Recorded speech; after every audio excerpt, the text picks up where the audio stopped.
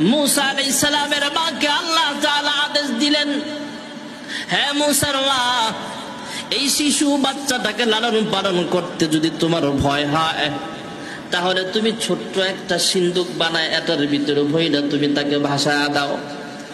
मूसा আলাইহিস সালামের মা ভাসায়া দিলেন নদীতে।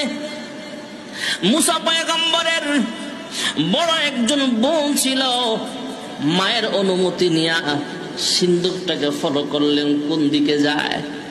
নদীর কিনারা দিয়া ওই সিন্ধুকে যে শিশু ছেলেটা আছে তার সাথে কোনো রক্তের সম্পর্ক আছে এটা যেন কেউ বুঝতে না পারে, ফেরাউন বাহিনী যেন টের না পায়, এমন ভাবে সিন্ধুকটা নদী দিয়া ভাসতেছে।